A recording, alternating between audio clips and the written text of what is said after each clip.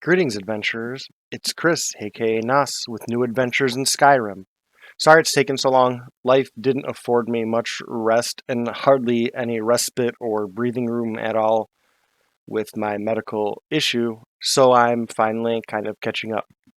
With that said, before my hospital visit, I was mostly done with this shell of a script, and since then, time has obviously passed. While I'm reviewing it one more time, immersion is a big thing for me, and it's hard for me to get fully immersed in an entire season without watching it all over again.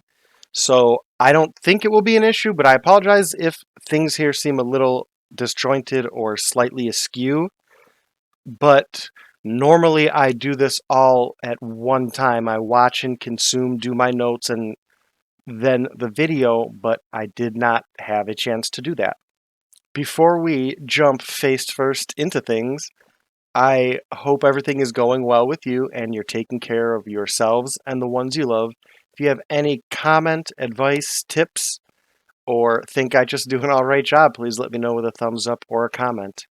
Welcome to the end of Fizban's first chapter. I kind of may need to think of a name. Yeah.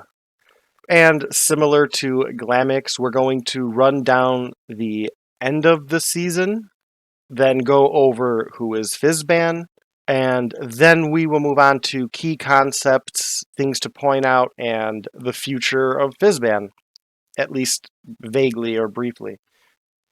We'll go on then to the meat and broccoli of why we're here and go over the chapter and do a Cliff Notes version of what happened with Fizban. After that, if any of you happen to still be around, awake, or for some reason interested, I'll be going over, just like I mentioned, randomness, tie concepts together, maybe talk about things linking Glamic and Fizban seasons, or contrasting the two, talking about things going forward, and anything that comes to mind as I'm kind of doing this that I want to push off to the end and not, as I will say, front load this and make it too heavy up front. Before that, I want to point out that in each episode, in the drop-down box, there is a companion story that goes along with each episode. Some are longer than others, as more happens in the episode sometimes, but all offer insight and context and a little bit of exposition, along with some things I couldn't immediately point out in game without breaking character or just having it feel weird. And I timestamp everything to help out, and so you can follow along a little bit easier. So I hope you can check it out.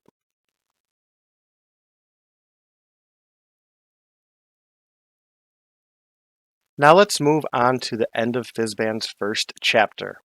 Without talking too much of the season, as we're going to be going into that, Fizban's arc this chapter more or less went or revolved around him adapting and evolving to surviving in Skyrim. He found out by nature of his style of fighting, he'd need people, followers, in the case of the terminology of the game. It was admirably less from a stubborn or brash position of just wanting to dominate or just to, prove points, but it was more, ensuring his survival, but then also, as evidenced first by Faendal's death, his inabilities or lack of power, it can lead to the loss of life, even if of those trying to protect him. Additionally, he has a theory about Falmer and Dwemer he's been trying to share with Lucien. Now, this is important twice over because Lucien represents Fizban's issue with wanting to not be a risk to people, but also Lucien is a link to Fizban's own interest in history and Skyrim's past and Dwemer things specific. All of that seemed to be culminating into what should have been an amazing spirit-lifting experience in Markarth, where everything came crashing down. Context is king, I always say, so here's some of that context. First, Fizban is a devoted and pure believer in the followings and teachings of Arkay. His connections to the deity lead him all around Skyrim, One point delivering an amulet and doing prayer services, seeking to spread the word and lessons of RK, and if not directly, then through his actions. One point he talks about him kind of being on a mini pilgrimage and plans one in the future, at least theoretically. And then you have Molag Bal.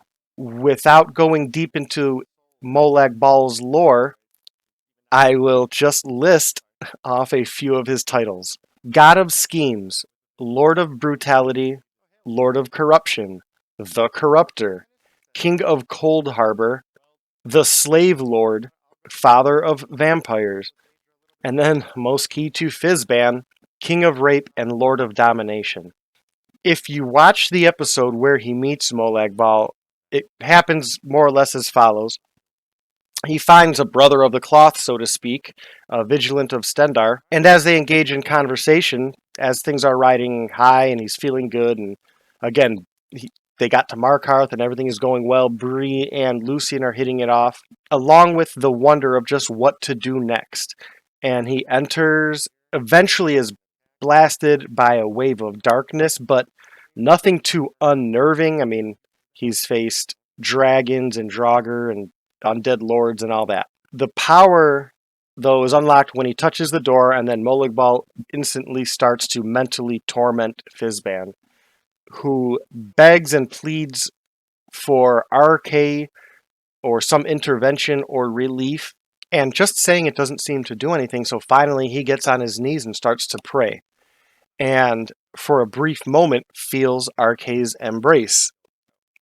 That wave shoots out. So once that moment subsides, that clarity or that warmth, there's another stronger energy that rips Fizban away at almost the exact moment he's attacked by Tyrannus. Not only does he not really know what happened, he does know that he no longer feels connected to RK. So while he doesn't know exactly what happens, he just knows he no longer feels it. Unable to leave, Molag Bal attempts to turn the two against each other, and the sad truth of it is, it works. Trying to avoid death, he himself getting killed, and in a flash of cold blue energy, just as violent as it, like that, it almost projected the violence or force that he was ripped away moments ago from RK.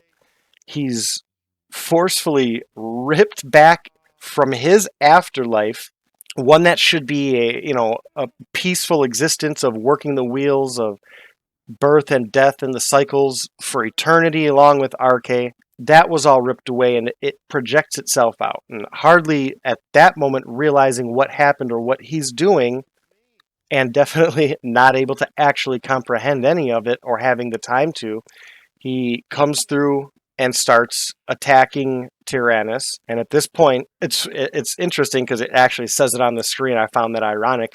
And I'm going to quote it. Fizban is no longer devoted to his deity and his gift has been withdrawn. I just thought that was kind of interesting the way it summed it up. But when he gains control, gets his senses back, he finds that Tyrannus is dead. Heiyu's at his side. His head is throbbing, his body is sore, but his soul is just aching and throbbing, and he's just confused, and he can't leave. He tries to leave. He tries blasting the door open, he can't leave. But as he turns around, the voice starts calling him deeper. The interesting thing is he listening? Does he want to go? Is he doing this, or just is he doing it to try to get out? But either way, as he goes deeper, he starts to feel more relief from the pressure and that searing sensation in his soul. But it's short-lived as he gets caught in the physical and metaphysical cage that again starts to just tear at his soul, and even at one point just invoking the name of RK just sends slices of agony through him, and it just seems to be tearing him apart from the inside and then back out. And then once the cage is lifted, he's freed. You can hear his tone change. He's placated slightly, and he's still in pain and overwhelmed, and then starts to make his way to the exit. Dazed and disconnected, like he woke up from a dream or a nightmare. Then he sees the body of Tyrannus, and he can't even try, or he does try, but he cannot find that connection with RK to even offer a prayer or think of the words that would be the words to offer the prayer. He seems so disconnected. Instead of those positive feelings, the anger and bitterness and probably fear start to replace those, and he finds himself angrily attacking "Hey you," and finally calms down. Then he has his little walk back through the tavern. It's very short, but it just shows that he is still under some sway of Molag Bal, or at least being tormented to some degree. And that's going to be what starts to play itself out in Chapter 2. So, to be clear, and I'm sorry for the graphic nature of this, so to sum it all up again, what happened in these episodes was on theme with Molag Bal being the Lord of Domination and Rape. That is what he inflicted on Fizban. So part of what you see is a combination of the negative feelings that come with that, but then the negative feelings of knowing what just happened, the confusion. And, I'm assuming he's angry, but he's also trying to navigate what is real, what is not, what's imagined. It's going to just be an interesting next season. So now we're on to who is Fizban. This is more of what happened to him prior to the first chapter, but also just a little touch on how he's changed. Again, I'm not going to touch on too much of that because that's going to come out when I go over the season. But Fizban is a Breton born on the plains of Cyrodiil. He knows little to nothing of his past and spent all of what he actually remembers prior to Skyrim on said plains of Cyrodiil, surrounded by various groups of tribes who rotated and moved based on weather patterns, seasons, migratory information, and the such. They were just nomads. But he was always more or less in the middle of those plains and had a big tree all to himself that the plains people avoided. And as he grew older, he interacted with the people. They'd only engage with him when he was at a distance they deemed safe from that tree specific. One day he was sleeping and an axe was thrown at the tree, or him maybe. He kind of mulls over that a little bit later in the season. And there's a story behind it in that it was what he talked to initially as the stone head of the axe slammed into the tree and broke and looked like what he thought was a bear's face. So as he grew older, he interacted more with the people, always away from the tree, and learned the languages and mannerisms. And while he was never accepted among them, even remotely, they would interact with him like that. So he styled some of his life after his interpretations of their lives and morals, but those were more of his interpretations of the culture as viewing it from the outside as opposed to being versed in it and a part of it. So a lot of his past is just very vague and not well put together and not substantive. At some point, somewhat in line with the actual traditions of said plains people, but also a desire to be rid of him, the tribes gave him a bunch of gifts and sent him away. That's actually their custom to a degree, but a little bit different in that when they hit adolescence in the tribes, males and females are expected to go out for a while and just do something on their own and survive and come back with a tale of growth or experiences. And that was kind of what they went at with this, but he was just not allowed to come back. So north into Skyrim he went at 22 years old. It's not until later in this first chapter that it becomes apparent and that he becomes cognizant of the fact that he knows nothing of his parents, his origins, his history. He doesn't know he's a Breton, or he doesn't even really know how old he is, because again, they send him out at the point they deem, adolescence, or you're an adult, so it's arbitrary. So it's not like they sent him away on his birthday. He doesn't know how he got to the tree, who took care of him until then, or anything like that. But heading up into Skyrim, he's eager to learn, to test himself and his skills, and survive. Now we're going to touch off briefly on a few key concepts, things that add a little bit of flavor or context, or may help a little bit in giving perspective of what's going on in Fizban's world and mind. So, unlike Glamic, Fizban has dragons right from the get-go, as his journey brought him right up into Helgen, and as he was eager to try to vendor off the items that were given to him, he was looking for the nearest vendor. That's interesting because I talk a lot about organics. Again, I use that term tongue-in-cheek to just talk about the way things change in an organic nature, or the way that they naturally play out, and how those can make for two different experiences like this, and I'm sure with a myriad of different experiences in between. So Glamic came from the north and was not near Helgen, which, for context there, that is what triggers the event of dragons spawning when you use the mod that I use that does not have you do the regular start, the vanilla start. So to trigger the events that start that in this setting, you have to go to Helgen where you would spot the dragon. Because Glamic was so far up north and hated cities on top of it, it took him so long to get near enough Helgen to trigger that, whereas in Fizban's, he started right there, so dragons were just there from the get-go. Not that dragons are that much relevant because there's such a norm in Skyrim, whereas the difference in Glamic's game is it's unique because the dragons are missing. I just thought it's cool to note here. In the interest of not front-loading the video too heavily again, I will talk more in depth about this at the end, but Fizban is Fizban the Blue. Color affiliations are relevant to him, and the color blue represents a devotion to learning, expanding and seeking knowledge, challenging yourself. In doing so, you should better yourself and then anyone around you as you share that knowledge and gain more of it from those you have met and those you interact with, and it just becomes a bigger thing. That is the power of encounters and connecting to someone who, at least through the eyes of Fizban, is represented by the color blue. That leads him to distrust the Greybeards, in that the color gray is similar to blue in the desire to seek and grow, but it's generally more selfish and the results are more dangerous.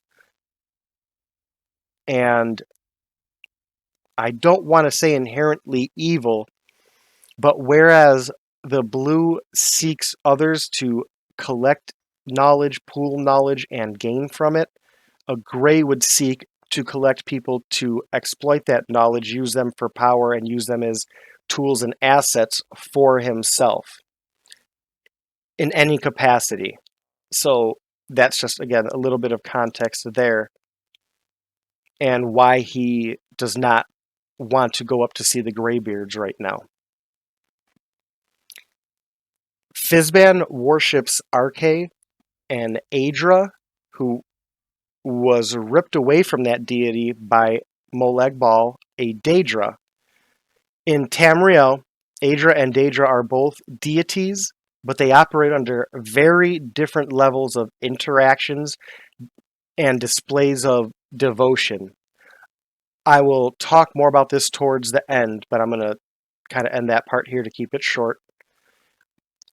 Now, Fizban learns in-game and evolves. I try to keep Fizban actively learning and finding lessons, morals, experiences, and histories that change him. Generally, he goes out and either learns and fails, or hits hurdles and struggles, then regroups, learns new spells, adjusts, gets a companion, something of that nature. I do this to avoid unreal aspects of growth, like just learning a spell because I want to, or because it would be very convenient right now. And it gives me and Fizban both the reason to go back to places, to leave places, to do something new and go in the opposite direction they were going or in the opposite end of the map from where they are. So if he found a new spell, he'll have to go study it.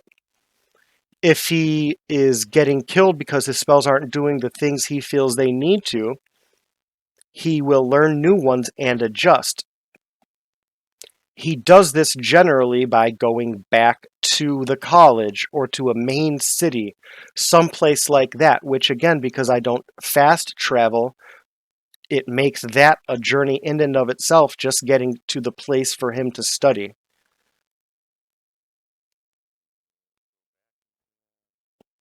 Maps. Fizban loves maps. Whereas Glamick hates roads and avoids them, and generally just travels by direction in the stead. So, for example, instead of heading west to Markarth and staying to the roads like Fizban would, Glamick just heads west. Over roads and mountains, he doesn't really care. Fizban loves to plan. He loves his maps and roads. He will go to places to mark them off of his map, so his map is, again, organically kind of becoming part of the story, which I like. So much so that even Lucien and Bree gifted him a map in game, which was neat. So I didn't just come and use the new map, I had it come out as them gifting it to him, which those are the little things I kind of like to do to make things a little bit more organic. And on Organix, just to touch on it again, it's that tongue-in-cheek term I use. I already mentioned Helgen as just the organic way that things play out between characters. The Krosis fight is another one, and it's kind of ironic in that dragon priests are very magical, and the history of them is something that should and probably will, when he reflects on it, interest Fizban, but it didn't affect him hardly at all. Whereas Glamick doesn't necessarily care about any of all of that I just mentioned, but the event profoundly impacted him. So much so, again, he still wears Krosis's mask, still goes up there to reflect at Frost Shearpoint, which is what Glamick calls it. That's just one different aspect of the adventures. The way they view cities and the way that changes simply going to turn in a quest. Because Glamick will fight to find a reason to not go to turn into the quest, to go into the city to turn in a quest, whereas Fizban has no qualms at all. He will just gladly walk into a city. The gods, just again with a little bit of context mentioned above, Glamick worships a Daedra while Fizban worshipped an Aedra, which is it changes if you watch the episodes. There's a lot more direct interaction with the Daedra than there are the Aedra, and that's again something I may do another separate video about the nature of the gods, but that's something that you can see in the interactions. Fizban may ask or say something to Arkay and hardly get an answer, if at all, whereas the Daedra Hircine, in the case of Glamick, has a tendency to be more directly involved. And then lastly, this was kind of interesting that I didn't think of until I was thinking of differences, and this isn't so much a difference, but, and I hate to make this about Glamick again, but the organics of things are funny in that I had no intentions of making him a werewolf. The way that episode happened was I had him walking ashore, he found a tent, and just in the interest of making it realistic, he went to sleep because he almost froze to death and had to warm up, which triggered the prompt or event to, I should say, where he has the dream of Hircine and then has the choice to either drink from the cup or not. Even Fizban, again, now this is just coming to me now, this is pretty funny. He was out with, I don't remember if it was Bree or Hey You.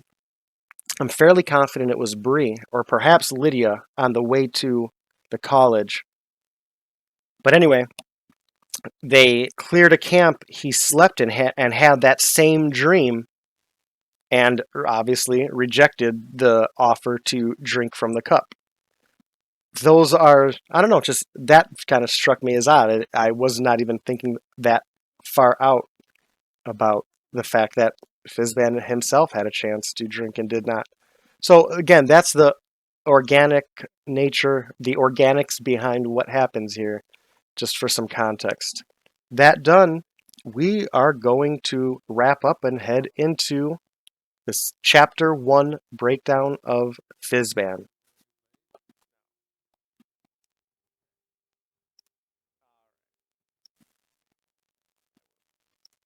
All right.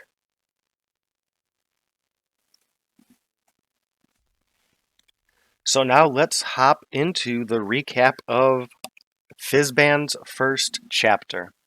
Now I will just go briefly through everything and occasionally mention episode numbers if it is relevant.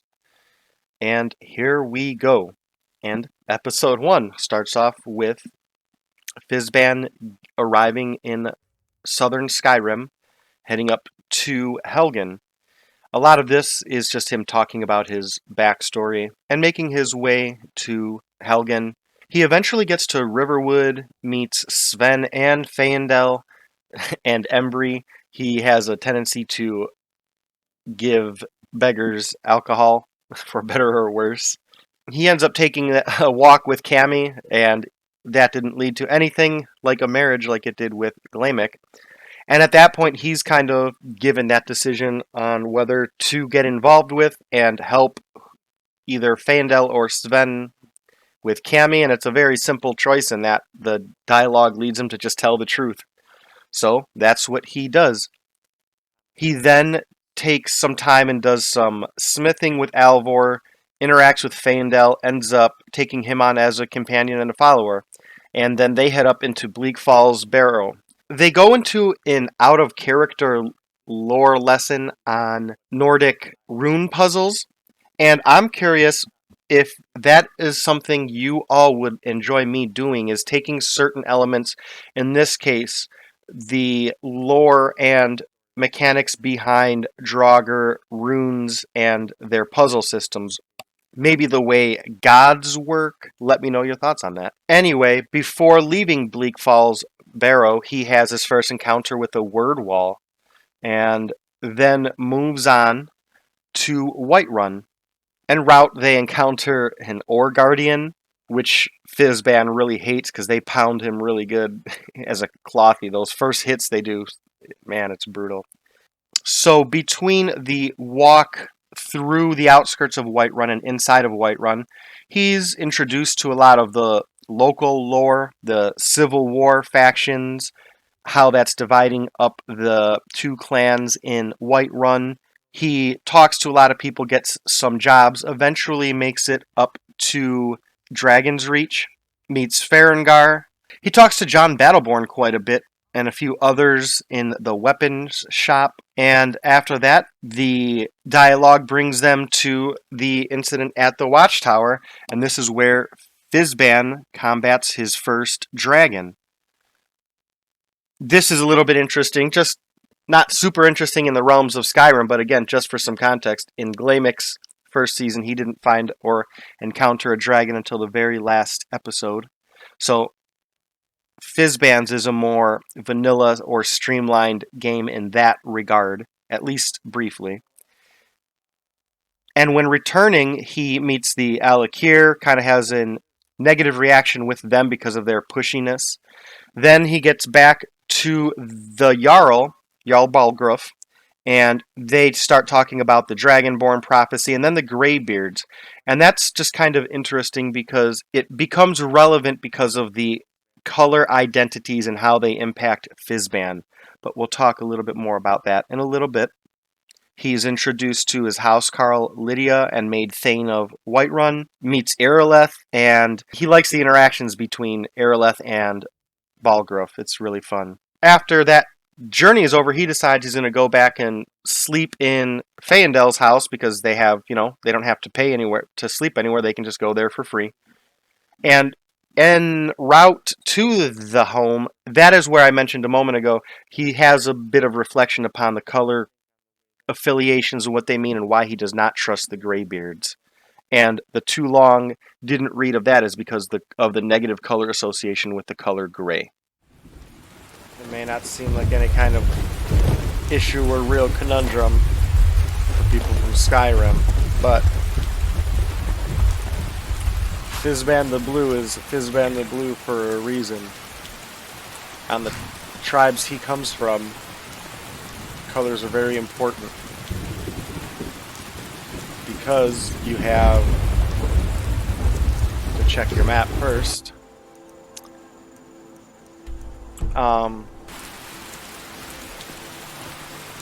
You have the basic, which is white, generally with magic, but as a life preference is associated with lawful good. Red is lawful neutral, and black is lawful evil. And then you have blue, which fall between blue and white. It's generally associated with in the direction of good, but it's very logic driven.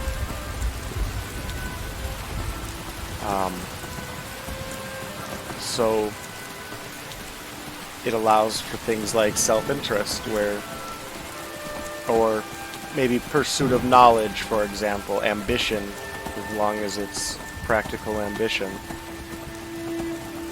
May trump doing what would be, quote, good. Then you have the grays. Then we have a wall. The grays fall between red and black. And they are, instead of moved by passion, it's, or logic, it's just more of the idea or principle that you know better, that what you're doing is for the good, but the good is more arbitrary in that regard because it's for yourself. You're willing to sacrifice a lot more freely and a lot more for yourself as opposed to for an actual cause. Fizban the Blue is not Fizban the Gray for a reason. So in his mind, that color alone, and then hearing the was it the story of tearing people and tearing walls apart? I need to check this sometime. He's not, and not being part of any kind of Nord culture, he doesn't know what to believe right now. So the following morning they get up, they hit the notice board up, talk to some other people. They end up going back to Whiterun to get some jobs. And that's where they kind of, at that point, start heading out and interacting with Skyrim a little bit more. After a little ambush outside of Whiterun, there's a little bandit camp there. They get to Halted Stream Camp. This is not well played out in my role play, as it was very early in me doing this. But once inside, Faendal dies, and that's a very important moment for him because it's the first time it starts to register with him that, you know, his mistakes or ineptitudes or shortfalls could lead to the death of himself, but the death of other people. Somewhat angrily, or maybe in grief, definitely not thinking things through, he goes and tries to take on Silent Moon Camp and almost wrecks that. I may actually take some time and try to edit that down, but it's hard because I know I talk through a lot of the item inventory screens. But that was just maybe I'll just mute myself and have that combat playing while I'm talking about this, because it was just interesting and non-stop. And it was very frantic, and he almost died a couple times. And that kind of humbled him, and at that point, he decided he was going to start heading to Winterhold to train as an actual mage.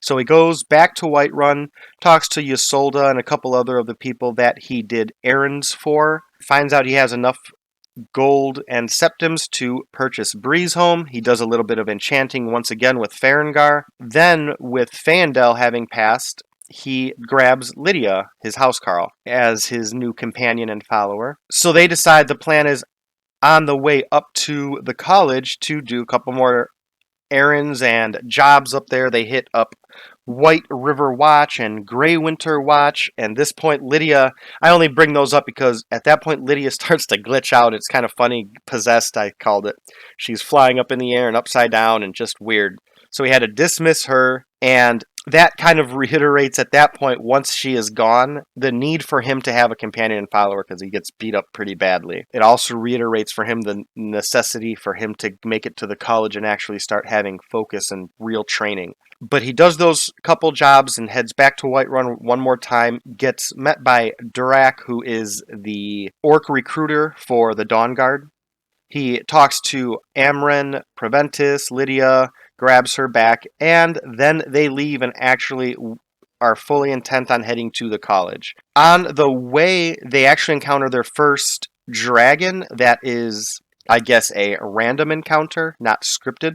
It's interesting because I'm counting and noting all of the dragons as he goes through. And this is an ash dragon, just for context, if that matters and if you care. After that event, there's just a nice little moment where it shows Fizban's concern for Blue, his horse, who he thought for a moment was dead and kind of started to panic, but then took the time and calmed himself down, ended up finding him, and it was just a really nice little moment. Oh no, Blue. Thanks, guys. Oh no. Uh-oh.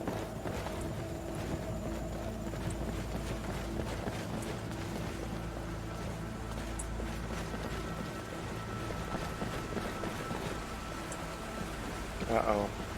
Well, that sombers things up. Come on. Where you at, Blue? Yes, I see you. And then they go clear Valtheim Towers, which is generally bandit infested, and then head right up to the next dragon battle that he senses, and encounters another word wall up there, and then encounters Krosis. This is all interesting, at least to me, because I talk a lot about organics in my stories. Again, that tongue-in-cheek term for the way things naturally and organically and differently play out across different role plays. Now, Krosis and the event up at Shearpoint, as we will call it for Fizban, is totally different from the way Glamic reacted to his encounter at Frost Shearpoint with Krosis in that, and I find this very ironic in hindsight because it impacted Glamic heavily and has still impacting him. He still goes up there and reflects. He still wears Krosis, whereas Fizban, who has all of the knowledge and interest in lore and history and magic and dragons, because again, there was a dragon up there as there was not for Glamic, and it didn't mean anything to Fizban. He just kind of walked away and didn't think of it. And I'm sure in hindsight he will. It's just the way that played out and the way I thought it kind of now, in hindsight, should have played out differently is just kind of fun to me.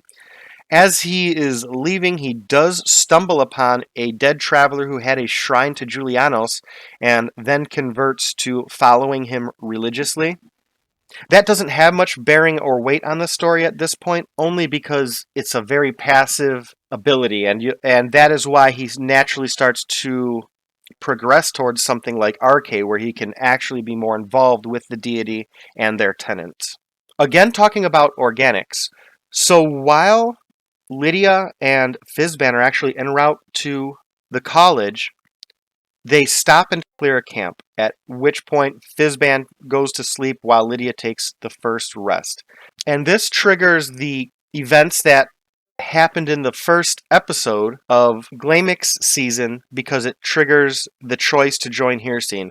I just thought this was neat because, again, it's him interacting with a Daedra that Glaimic did, and it goes completely different. And it's not even very negative. It's because of the almost passiveness of Hircine. Again, it's the option that made it interesting.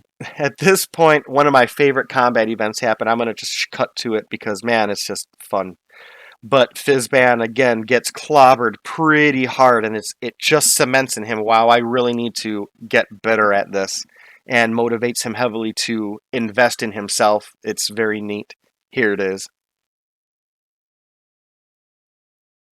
Can't see. Oh no. Ooh, saw that.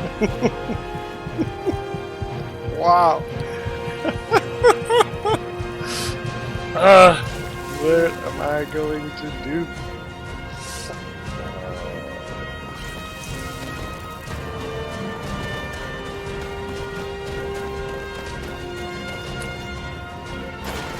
Uh-oh.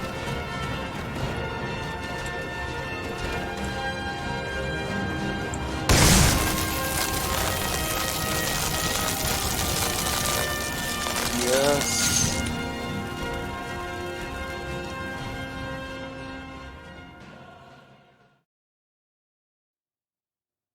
Not long after that, he encounters 3 roaming adventurers.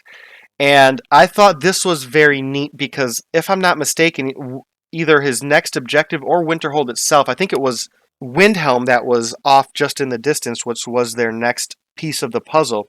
But it threw a curveball at them in that Fizban could not deny the merit of them asking for help. So he had to put his own agenda aside and go help with them. That was, I thought, very neat. And at that point, they go to, I may butcher this, Morvunskar. That was a neat little experience because, first and foremost, I didn't realize until almost the end, as much as I talk about, greetings, adventurers, how are you doing, adventurers, take care, adventurers, they were just a bunch of adventurers. Towards the end also. And this is where I start to say you see little sentimental and emotionally empathetic moments where he reaches out and just, says, oh, sorry, because one of the adventurers fell in that fight, and he just, kind of shares a little bit of sympathy and grief in them having lost that, especially as he just lost Faendal, he gets it. So they do start to approach Windhelm after that, and he starts to experience, even outside of the gates, a little bit of the racism inside of Windhelm. He does go in, encounters more of it, and encounters Jarl Ulfric Stormcloak, and does not have a good interaction with him. He talks about the racism and the warmongering and things like that. He hears rumors of a murder going around, and it's just a lot for him. And they decide to just kind of sleep there. This is episode 8 and 9 right about now. When they wake up, they actually take a carriage to Winterhold. Generally speaking, I won't fast travel. Well, I will not. But I will generally also not take a carriage unless it has some reason and he was tired and wanted to get there. And once he gets there, he bids Lydia goodbye so he can just kind of do his own thing there for a little bit. Meets Feralda, a bunch of the others. He's very much so impressed with Maribel, seems to have a little crush on her. And then eventually is sent to Tolfdir. He, at that point, starts learning. He learns the Mage Light spell, a ward spell, practices the ward spell, and then, those of you that know where this is going, they end up heading off to Sarthaal. Fizban, however, opts not to go right away.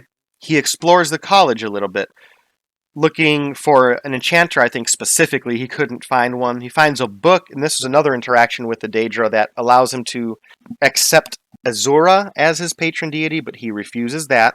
He explores his rooms, his bookshelves, which he's so happy about. I remember that. And there was just so much to explore there. He finds the enchanter finally, looks around a little more, chats, barters. I think he had to buy some destruction spells. He was eager to do that. At this point, you'll notice a lot of his episodes start off with him praying, more so if he's in the college or in a place, not necessarily sleeping out in the wilds. And as he wakes up, he explains the rest of the group is already off to Sarthaal, and he's going to go meet them there. But also kind of notes he needs to slow down because in everything that was going on, he didn't really get to meet anyone. He was introduced briefly, but didn't recall names or associate them to anything. He just was so quick and overwhelming. So he mounts up Blue and they start to head to Sarthaal. And this is another sad moment because en route, Blue dies. And not only is it just another incident where it kind of cements he needs to be able to be more capable and competent, but it's just sad because that was his kind of one of his, if not his last actual link to coming here. Something that he had before leaving his home in Cyrodiil and coming to Skyrim. So after Blue dies and he has that moment, he hooves it by himself over to Sarthaal, finds the group there, they go inside, he meets Arniel Gain, and then Tolfdir eventually tasks him and the others out to do a series of tasks. He's supposed to find a couple enchanted items, I believe, and eventually encounters the Psijic Order. That event leaves Fizban uncomfortable slightly in that he doesn't trust them. They seem to be lacking in knowledge if they are so omniscient and powerful. They don't even know his name. They contradict themselves slightly, and he doesn't trust them. So after spending a little bit of time in there, he does do a little bit of spell slinging and notices his improvement even after just the slight time he spent at the college. And this is where you start to see, and it starts to come out where Fizban has what I call, and what he calls, maybe, I don't know yet, his evolutions, where, for a little bit of context, and I am going to touch off on this in the concepts, so I'm going to be brief about it here. I try not to learn things or advance him just because it's convenient. I try to make it so he has to go somewhere and study and spend some time and commit to these evolutions. So this was kind of the evidence of his first massive improvement based on that evolution. However, after that, he gets kind of too confident, so it's kind of funny. He gets knocked down a peg. A little bit after that and further into the Caverns of Sarthaal, we have another one of those kind of out-of-character moments where I talk about the runes system and how it works. Again, I may do some out-of-character stuff with that. This was just a little bit more insightful because he exposed, I don't know, just an interesting little thing. I got to stop doing that with Fizban out of character because it kind of ruins things. Eventually, they do meet Jyrik and encounter the Eye of Magnus and start the Forbidden Legends quest. Once that all wraps up, they have to head back to the college. He eventually meets Urag, the librarian, talks about and explores some books, and meets Ancano. He then meets Bree, and they go through their little quest, and this I'm going to kind of play out, you'll see here in a moment, because he becomes Fizban the Green. And the other reason I like this moment is because I wasn't expecting it, and I improv'd a lot of the stuff. It was just kind of fun and silly, but I like that, so check that out. Here's Fizban the Green. Maybe do a little bit of practicing.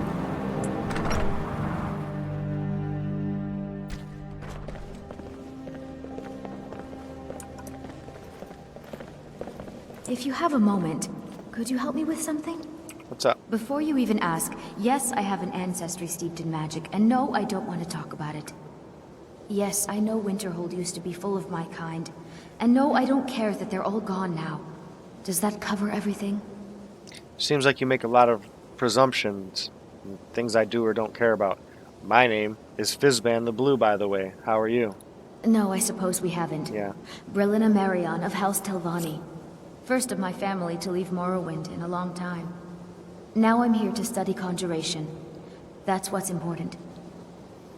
Okay, well, nice to meet you. Brillina, what did you need now? We're all trying to become better mages, right? Indeed. Well, I need someone I can practice a few spells on. Nothing dangerous, really. Would you be willing to assist me? Sure. Oh, good. I was afraid I'd have to go ask J'zargo. Now, you just stand there. Please hold still, and don't move. There! Now oh dear. That wasn't supposed to happen. Do you feel all right? You look very, green. I am so very sorry. I went over this again and again, and I was sure it would have Hey, at better least results. it wasn't a fireball gone wrong. I'm not really sure. I think it's just a minor miscalculation on my part. I'm sure it will wear off soon. When it does, you'll be perfectly fine, and then we can try again. In the meantime, I'll see about figuring out what went wrong. Sweet. And there's our friend over there who turned me green, and obviously having woken up, everything went better with that, so let's see what's going on today. At least something good came out of that trip to Sarthaal. I didn't find anything but dust. Oh, yeah. Well, look at me, I'm not green. Exactly as I said it would. Now, are you ready to try again? I am confident it will work this time. One more time. I can't have you blowing me up or, freezing me and shattering me. Good, good. It'll be worth it, I assure you. I'll bet. Okay, now don't move at all. I moved. Wait, I moved. Oh my. That isn't right. Just wait. I can fix this. Oh no, that's not it at all. Nay. Let me try again. It's not. This really isn't turning out the way I hoped. I'll get it right this that was time, kind of I rough. swear. Rough. There we go. All better. Well, it all worked out in the end, didn't it? Yeah. Oh no, it hasn't. Let's be honest. And that kind of sets the tone well for the next episode in that it's a school day. He spends a lot of time, again, involving, this is kind of another part of his evolution. So he hangs out at the school and starts off just by going about his routine. He eats a little bit, talks about some of his books. He reflects on Blue and Faendal.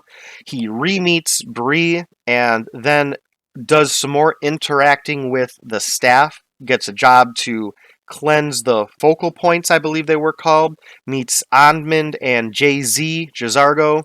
And this episode was a lot about displaying the mod of the College of Winterhold. I'll link that below because it was just a unique experience and there was so much added. There's plaques, paintings, and books, things to interact with that add experience and details and fun things. Maps everywhere. Books authored by some of the college professors and staff. I thought that was cool. You have the Lustratorium with a bunch of flora and fauna. And beyond that, then he started talking and getting involved in the drama and politics of the college and Skyrim and who's bickering and fighting and doing what. Further down, he discovers a bunch of stuff like domesticated skeevers. That was kind of cool.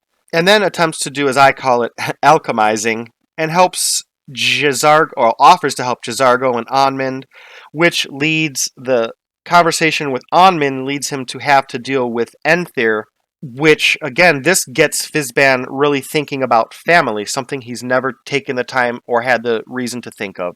When all that shakes out, to help Onmund, he has to go and get a staff that Enthyr traded out in Pine Moon, and he grabs Bree, his first real follower since Faendal, with Lydia aside, but again, that was more of just an escort than anything. So the two head out to Pine Moon.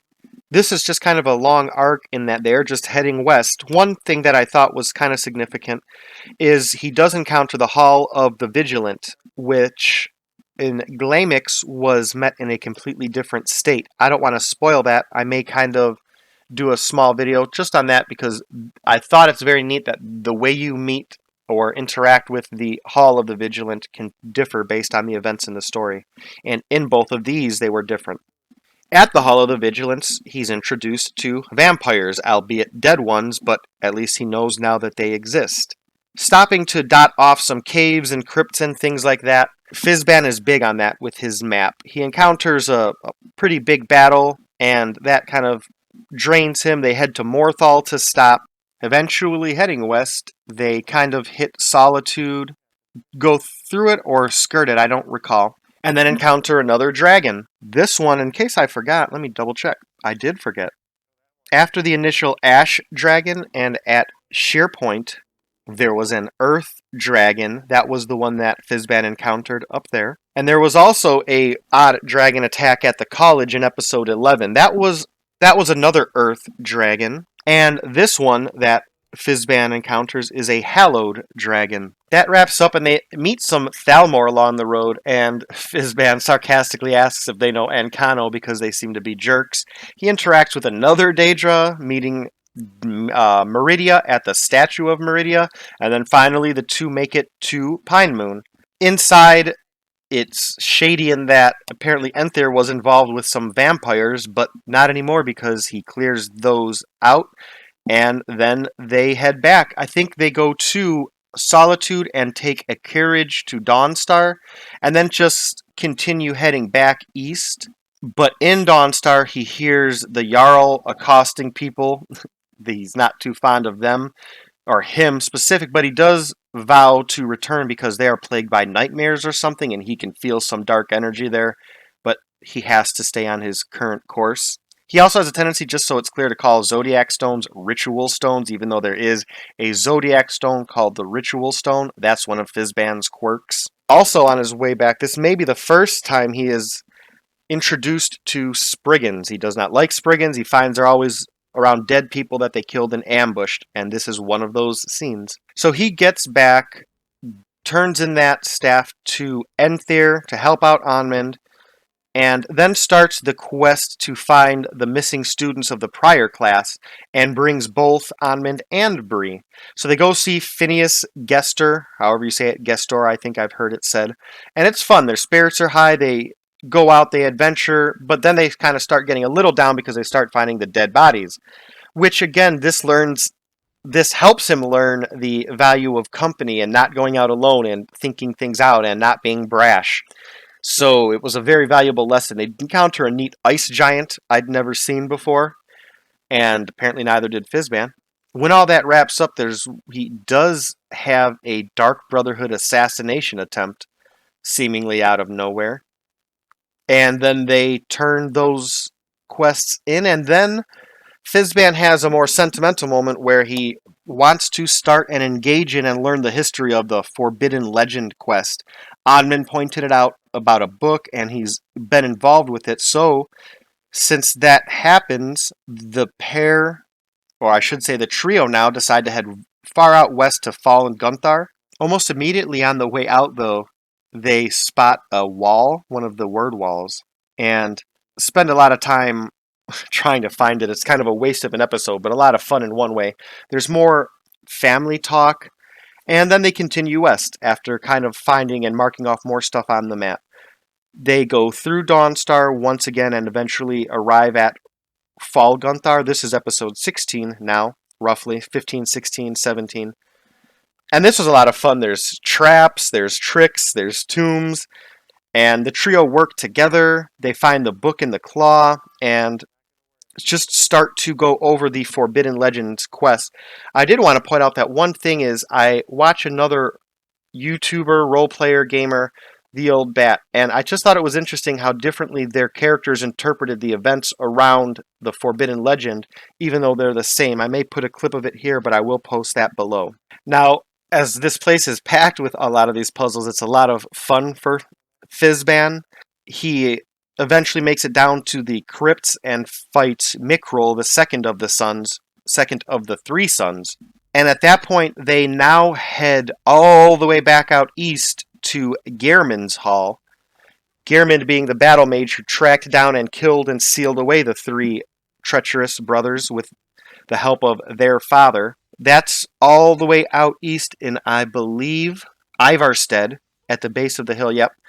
So they have to head all the way back out east. Again, these are adventures in and of themselves because I will not fast travel. So I'm going to make my way again all the way across. I just walked all the way across the map west. Now I'm going to walk all the way down southeast, if I'm not mistaken. One interesting thing that happens here, and I'm going to actually post it as soon as I'm done running off at the mouth, he meets a werebear. I don't think even Glamick has met one yet. Then as far as I can recall, it's the only one I've met in my stories so far. What was that?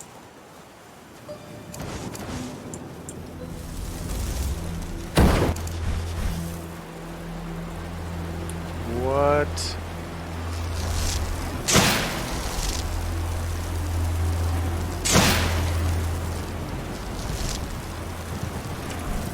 I want to go help them.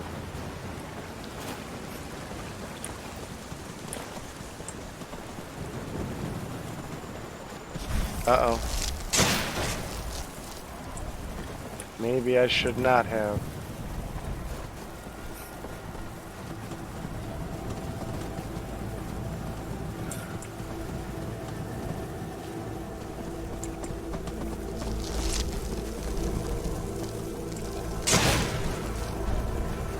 Uh-oh.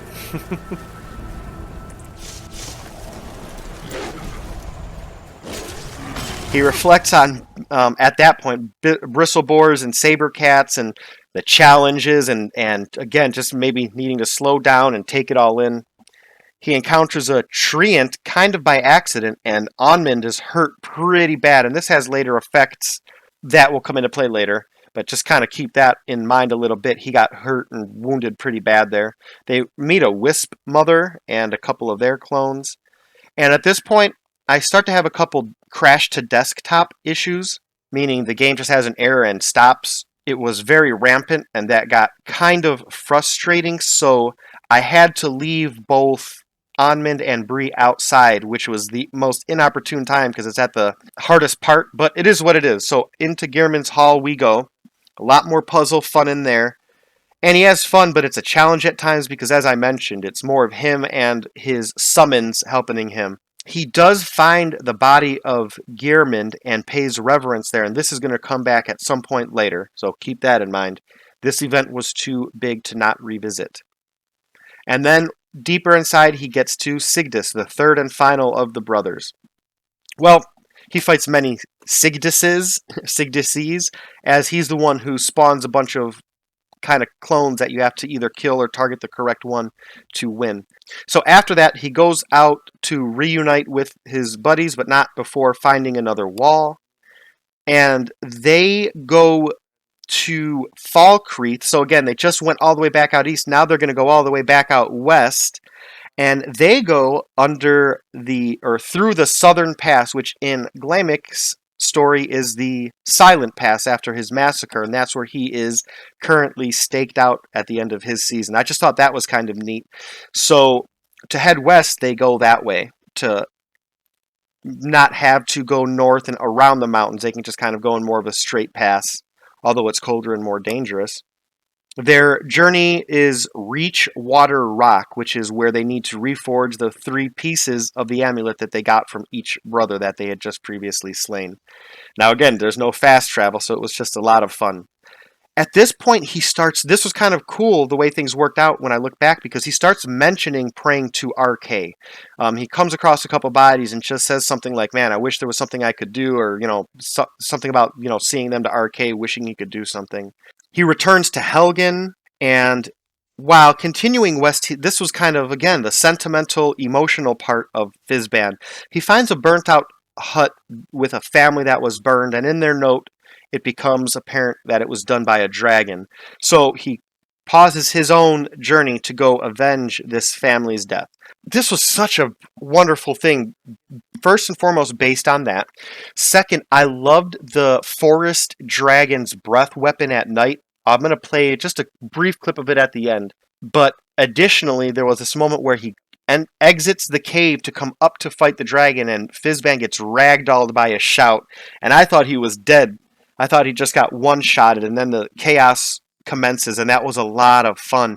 And the fact that it was all totally unnecessary in one way, or the way the organics of it brought me there was very fun for me. I love that kind of stuff. And it had nothing to do with the main quest or the forbidden legend, nothing. It was just something that Fizban did because he felt it was necessary at the time.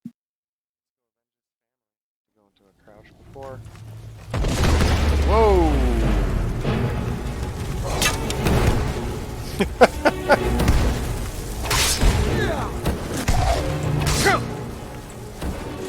But that's okay.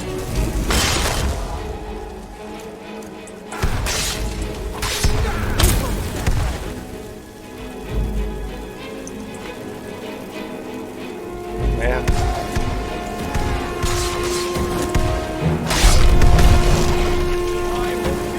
Just gonna start that dragon fight. Oh, I guess so.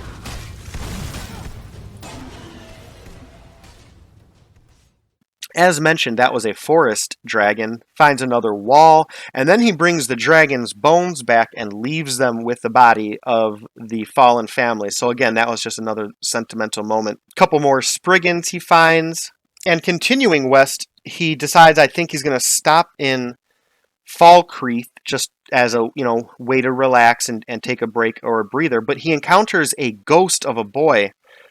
And again, this was just wild because it ties in the fact that he wants to help this boy, bring him back to the priest of Arche in Falkreath.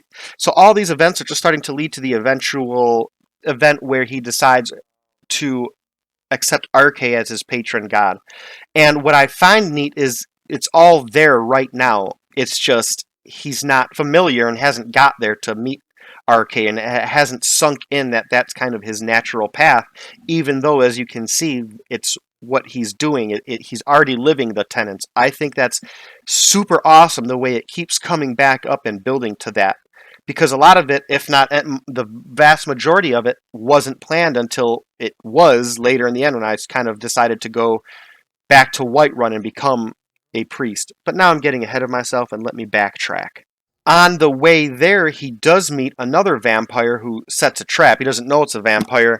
I thought that was really neat. He ends up talking some smack to the dead vampire after the fact. He does get to Falkreath and eventually meets Lucien to a degree, although just in passing. So the three kind of continue their journey to now they're heading generally north and west to get to Reachwater Rock. And again, after they wake up, everything is in good spirit. Onmund seems to be lagging a little bit based on his injuries. But as they continue, they get to a cave and find Valder, a hunter who, in Falkreath, some of the villagers mentioned they were missing, and the people were worried about them. The long story short is they went in to look for bear pelts and were ambushed by Spriggans. So after healing Valder, he leaves him out there with the other two and goes in because, as mentioned, and he says it best himself, but he goes in there and does his thing. And why? Because you just got roughed up pretty good. You stay here, you finish healing, and I'll take care of this. And believe me, if there's one person you want going in there and de-sprigganing the place, it's me. You'd really risk your life for a stranger's honor? I don't even know what to say. Thank you, my friend. I'll wait here. Well, I'm sorry I didn't get here sooner. So once that's done, they continue on their way and encounter another massive treant, and after that, it leaves Onmund wounded and hurt and kind of not feeling like himself again, but they continue on. Fizban kind of unknowingly runs through Lost Valley Redoubt, one of the larger Forsworn camps, and hightails it through.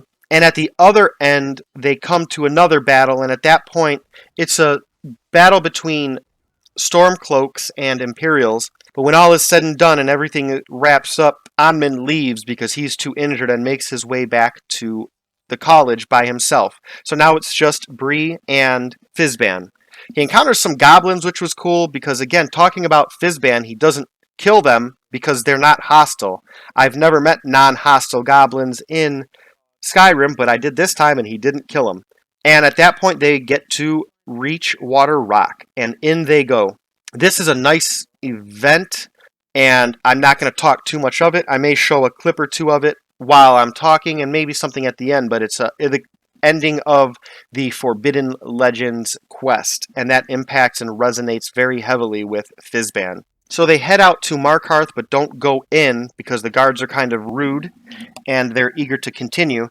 This episode is just a trip again. This is episode 19, one of my most embarrassing episodes, because the long story of it is the Lover's Stone is just outside of Markarth. I wanted to go discover it, and it's like a 5-minute walk, and I went the wrong way every time, and I spent about 20 minutes failing and finding it, and that was the half of that episode.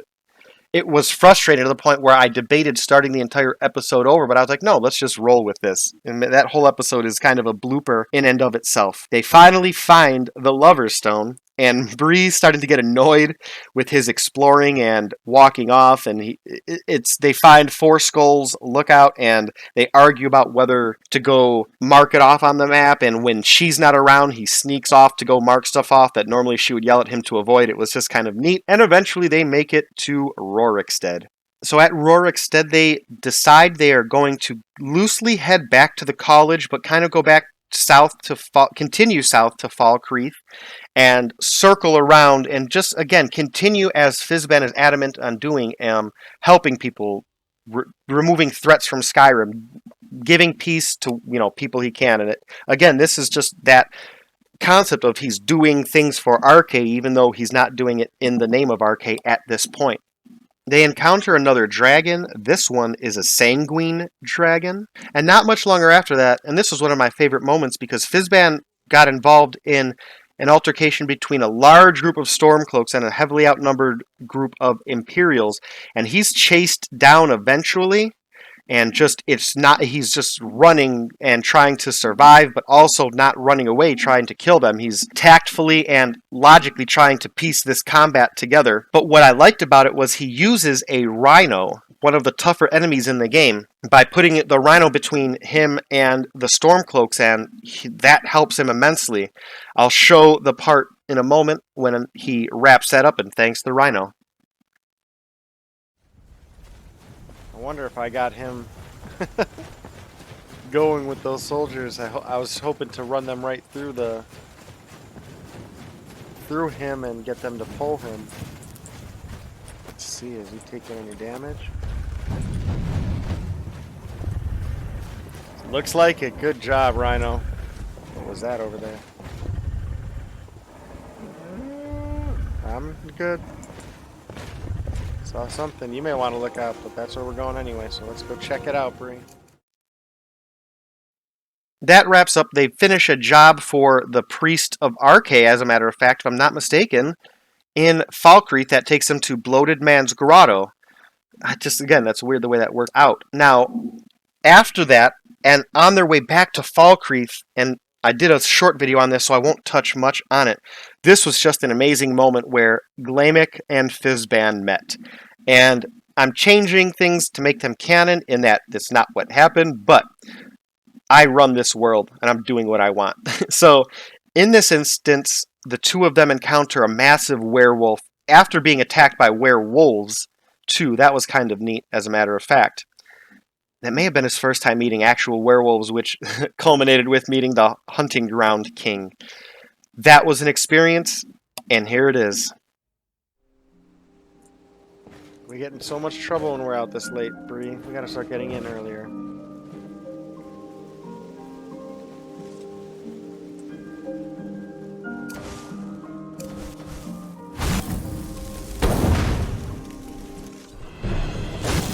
Oh my goodness.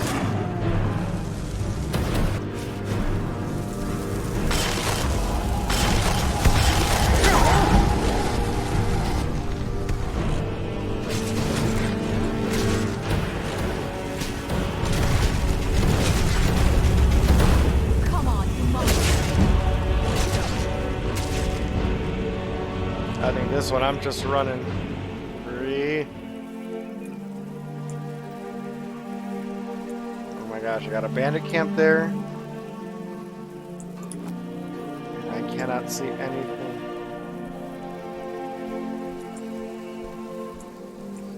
Oh no.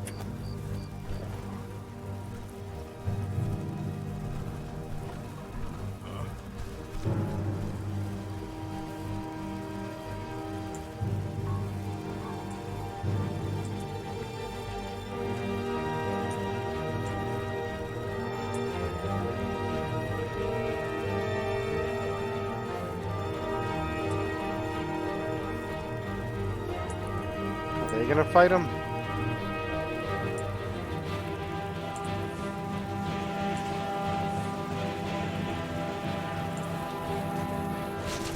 Oh, wow!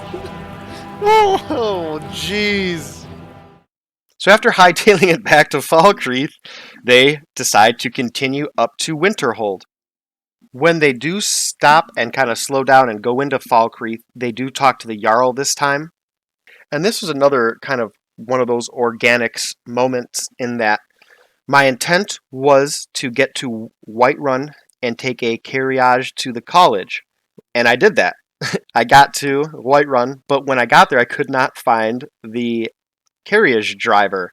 So we stayed in Whiterun, which changed the entire course of the next episode, which was kind of neat, because what was supposed to happen is I was supposed to go there and go to the college and end that. What happened was I got stuck in Whiterun and decided to do an episode there. In this episode, what happens is now he interacts with the Priest of Arkay in Whiterun, which was not something I expected to do. It was a way for me to finish Jazargo's quest in the college by testing those scrolls on undead, and it happened to be in the Priest of Arkay's domicile, so that worked out very well. I also like that I worked it so, if I'm not mistaken, Bree went out drinking, and Fizban only found out about him needing help because Bree and Lydia, but mainly Bree, was telling him that she overheard that last night when they were drinking, that he had that issue. I just thought that was all kind of neat. So he does that, he grabs Bree, and they decide again, I decided just to have a little short, slow walkthrough episode in Whiterun. They eventually do one interesting thing that I thought I had to note was they do make it up to Dragin's Reach, and as they go out onto the Great Porch, I'll show a clip of it because it's very quick, they see a dragon off in the distance, which was just very eerie based on where they were. Wow, okay, yeah. Oh. That was interesting. So as they wrap up, they do decide to go get that carriage and head up to the college. Fizban starts debating armoring up because he's taking a lot of damage. That ends up not happening, but it was just a nice little thing the way it played out, in that he was intent on going to the college specifically with that in mind to do that. So then we come to episode number 23, which is another evolution episode. So once back at the college, Fizban spends a lot of time. This is one of his more intense evolutions in that it wasn't in passing. He spent a lot of time there. So he has a new pair of robes, a new set of robes, I should say, a new bow that he found off, if I'm not mistaken, the last dragon that they fought.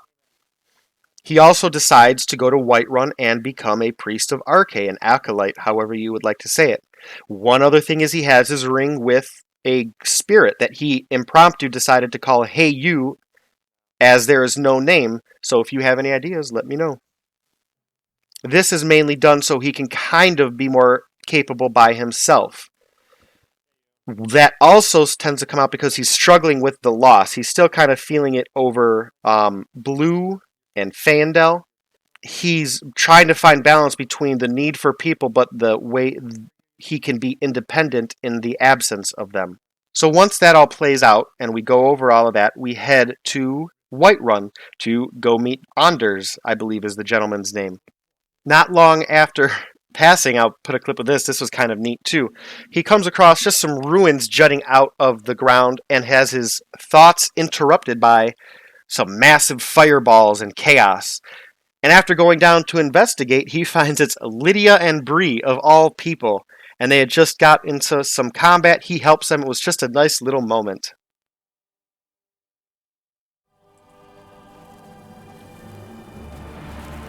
I can't help but wonder.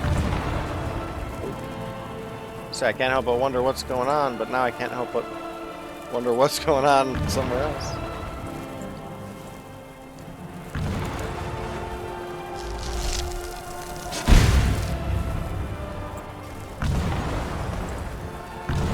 Oh. Whoa. Staying out for the moment.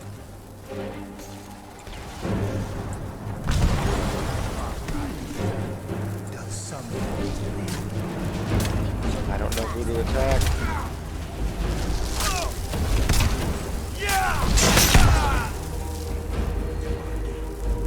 Who are you? I feel bad waiting, but I don't want to just blast the wrong person.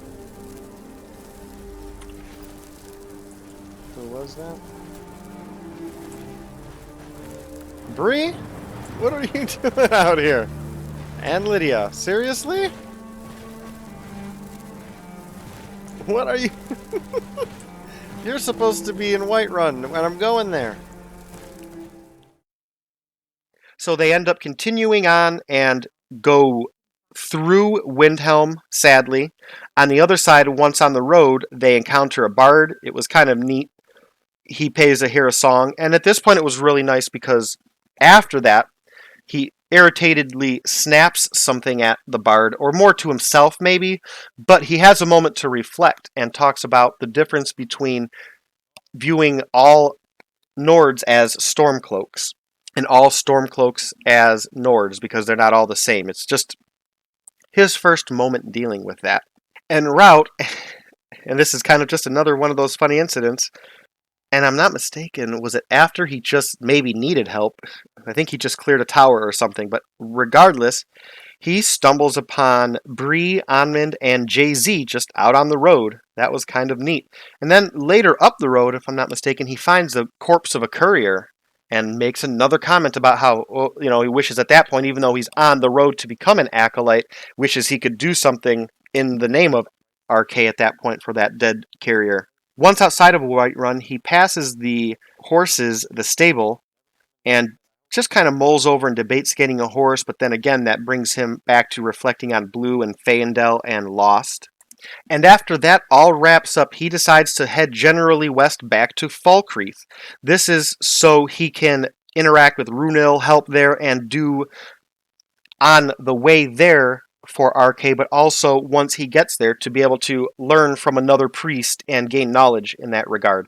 He also talks about looking for a friend because it's starting to get a lot more lonely with just him and Heyu, as Bree stayed back at the college this time.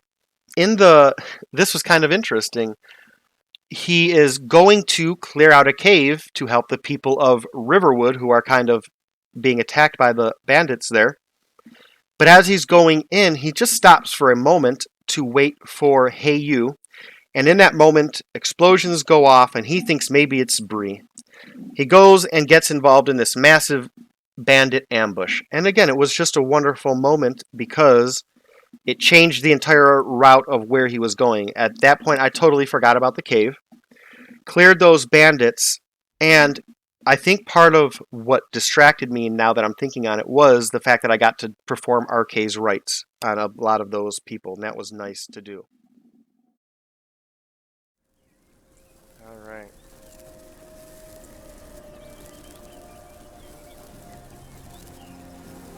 Hey you, well, maybe he'll meet us in. Uh-oh.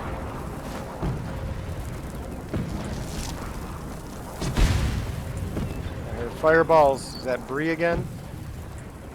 She seems to have the biggest fireballs in Skyrim.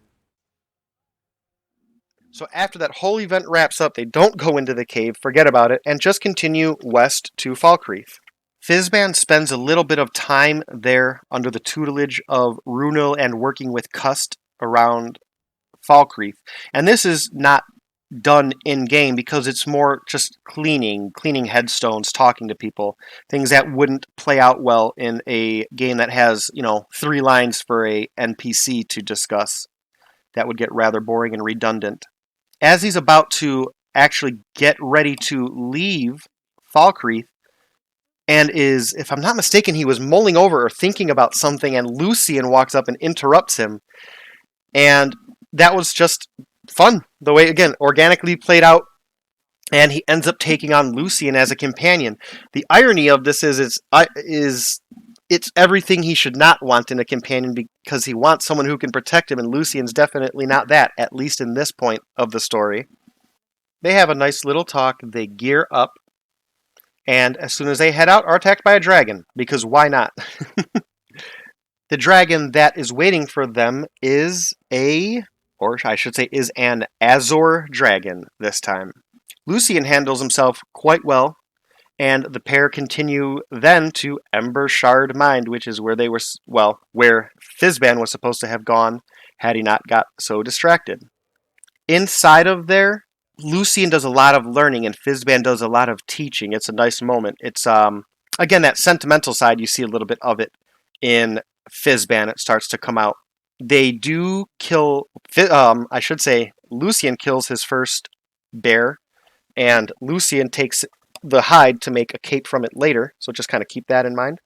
They go to Bannermist Tower, clear some enemies there, and then decide to head, generally again, back up to the college, and I can't remember exactly why. I think it's to turn in quests or get new quests. They go through Riverwood, and Lucien has his first encounter with an Ore Guardian. Alright, I'm going to have you watch my back here, in case one of those crazy bubbas hop out at me. Watch for the elemental ore. I don't want to say demons, but you'll know what I'm talking about. I have not seen a gold one yet. Nope. You are not welcome here.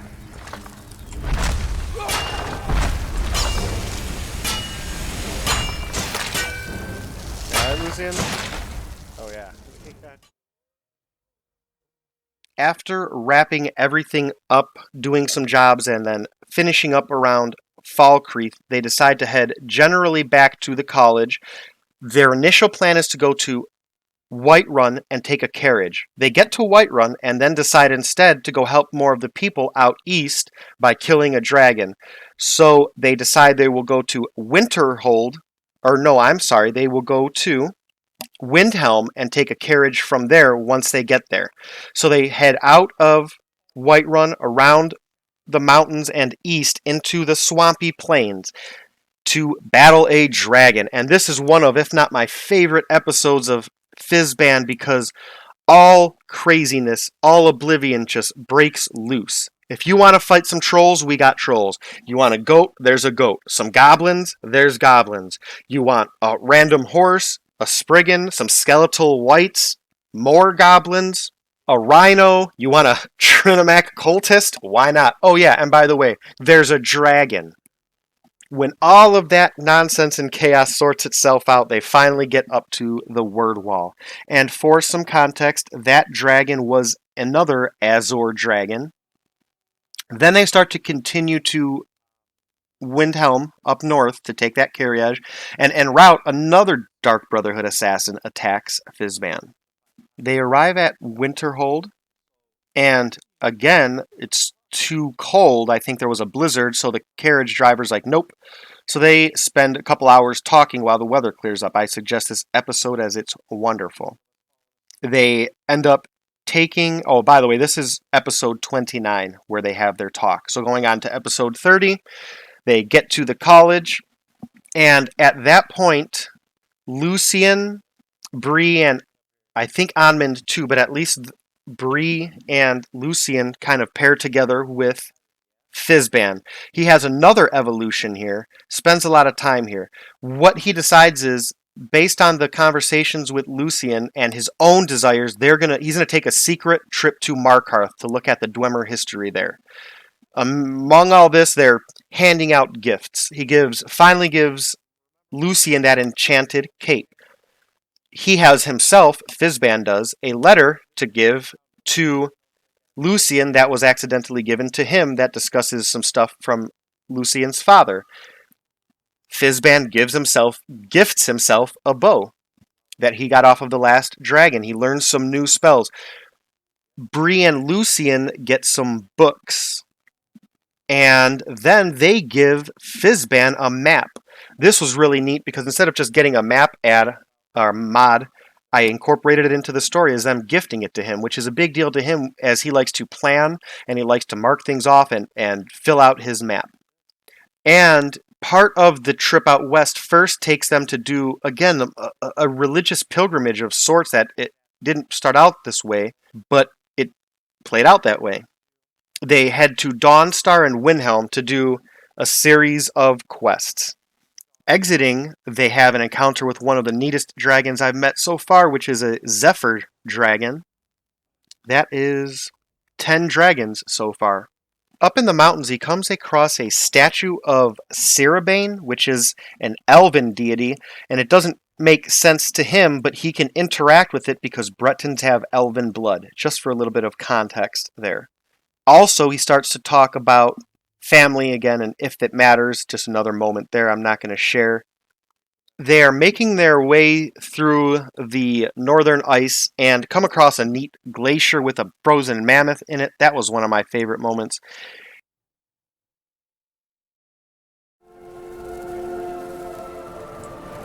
Whoa.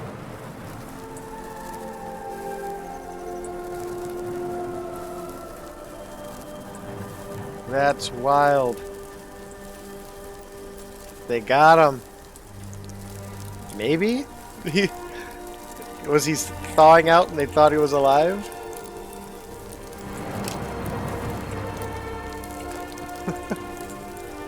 That's... No, because they're dead, so... Oh, sorry. I'm musing over this, so maybe they were... Then as they're continuing, I actually had to stop and do something I normally don't do, which is a cliffhanger of sorts. In episode 31, they come face first into something that they're not sure of. And it ends up being a Dwemer mechanical dragon, which is his 11th, and you'll find out 12th, because they find 2 of them. They end up taking them down, and that's just another cool moment. Because it's dragons, but it's Dwemer, it's mechanical, with Lucien and Fizban. It just seems to mean so much between those two, and to the story of them. Then the religious fortification of Arche continues as he comes to the top of a pass which has an amulet of Arche, and that's the moment he reflects on why he's going back to Windhelm. I didn't touch on it, so I'm going to just do it here. He felt guilty and selfish for being so self-involved. He didn't think he could have given him... The gentleman's name was Torborn. He could have given Torborn his own amulet of Arche he was wearing, just didn't think of it. He thought that was selfish and short-sighted and wanted to rectify that. There's an ambush, though, a little funny ambush up at the top there. That was kind of funny, interrupted the moment, but that's Skyrim for you. That's perfect Skyrim. He has another moment where he reflects on Stormcloaks helping people as they killed an ice wraith or two. It's funny because he mulls over the fact that, maybe not all of them are bad, and, they're out here doing what I'm doing, which is trying to help people and killing bad things, and then 100 yards up the road, they leave a lady tied up because she's an Argonian and won't help her. It's just kind of funny the way things work out like that. So they'd make it to Winterhold and give Torborn Battle Shield, that amulet, and also offers him a prayer and some words of maybe trying to console him. Then they head back to Whiterun. So as they are now slowly continuing west towards what Fizban tells them is Rorikstead, but they're actually heading to Markarth, they end up going through Riverwood. And again, in line with this being a pilgrimage, even subconsciously, he does stop at Faendal's home to offer a prayer in remembrance. He specifically stops through Helgen to say a couple prayers and kind words for the people who had fallen and lost everything there. And they decide to go through Bleak Falls Barrow for Lucien to give him a little bit of introduction to Nordic history and the Nordic ruins. And on the way up, there's a nice little moment, I'll play it, where he just talks about, this is where I kind of make my little inside meta jokes. He's standing up on a hill, quote, looking down on Riverwood, which was just a throwback to what Glaimic does, which is takes his moments and glowers and talks about how much he hates cities and why. And he didn't do all that. He just kind of made the comment of, oh, look at that, looking down on Riverwood, haha. Hey, look at that. Look at this view, we're looking down on Riverwood. Ice death comes for Oh, wow. Do something. I am. Die now and live forever. There is no more life here. Now, the bummer was when I got to Bleak Falls, I was having more CTD, which is crash to desktop issues, and I had to leave Bree out, so it was just Lucien and I, and it was a very not fun episode for me because I had to do so much editing and reloading because of the glitches and freezes. They go through and have a lot of fun, and a lot of history is gone over there. I thought it was a nice moment between Fizban and Lucien, my headaches of that episode aside. They get out and are immediately set upon by another dragon. This was a primal dragon, and this was one of the tougher fights to date. if I'm not mistaken. Yeah, I think so. It had him running away and having to regroup. So once said primal dragon is dealt with, they go around, grab Bree, and then kill a tree ant they've been talking about by that old woman's hut. They finally take care of that. Continuing west, they clear Fort Sunguard and have an incident with, this was kind of a bummer, but kind of funny also, in that they are attacked by a reveler because Fizban mistakenly applies mage light to him, and the revelers don't even seem to care. It was kind of interesting. They, and being, in that merry mood and reveling as you were, they make it to Markarth and surprise Lucien. They go inside and witness a murder attempt and have to get involved and help someone by killing a bandit of sorts who ends up being a Forsworn. Safest city in all the Reach. After that kind of sorts itself out, they do a little bit of walking around, talking to people. They take some time and listen, again, the politics and the goings-on, introducing themselves, spend the night at an inn, and they do end up making it to the Jarl's quarters, but he's not there. So that's why they end up staying again another night. And this is where Molag Bal happens. I'm not going to go much into that because I already did. But outside he encounters Vigilant Tyrannus, a Vigilant of Stendarr. They go in to attempt to clear a home of what the Vigilant thinks is Daedra, what Fizban thinks is probably Forsworn. And he ends up getting essentially forcibly ripped or raped away from Arkay, and now is in an unclear position stuck between him being Molag Bal and Arkay, or maybe none. It's not like Molag Bal, although Molag Bal would have a tendency to take and hold, sometimes simply just the act of doing may be enough for a Daedra, especially as they're prone to get distracted once they get some form of placation. As he makes it back out, he starts talking differently in a different voice about power, seeking power, and how important power is. And you will now hear him start to switch back and forth between I and we. So pay attention to that. That wraps up the end of his season. So with that all out of the way, now we're going to just go into the leftovers and fun stuff. We're going to talk about a whole bunch of little key things that make up Fizban, even though you may not see it, and some that may be glaringly staring you in the face. Well, now that that dance is all over and done with, here we are at the end. Thanks for hanging out with us, but before we go, I'm going to touch over a few little just trivial things I wanted to point out.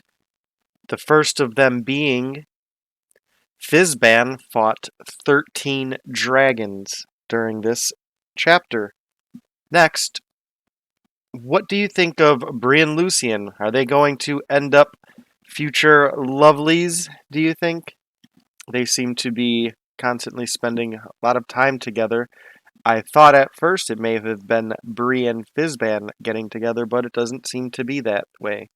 And speaking of Lucien, in light of what has happened, do you think he and Fizban will drift apart as friends? What will that entail? The last point is a series of points, but I'm just curious if you would like me to do more things. Specifically, for Glammic and Fizban, I want to kind of do an interactive map, which would just be a static map of Skyrim that would show their progress each episode and overlay each other. Something I'm debating. I'd like to know your thoughts. Another thing is history lessons. I'm just curious about, just using as an example because it's relevant, going over the Forbidden Legend. Because there is a lot of history and lore there that got glossed over and convoluted and totally missed based on the RP. And the last thing is reading books. It's something I want to start doing myself anyway, which is actually reading the books. and I was curious if you'd like me to read them out. Some of them, if there are more dialogue-intensive ones, I could act out. Off the top of my head, the books I'm thinking about are the series of books that were drafted and written by the college individuals, along with the books that Fizban gifted out. I just think that'd be neat. So as I take time to heal, collect myself, thank you for your patience. There will be a lot more coming out, and we still have to start doing a little bit of work with Octarin. It has been a little bit since I've revisited him. I hope everything is well with you, and as always, take care of yourselves, take care of the ones you love. We'll catch you on the next adventure. Cheers.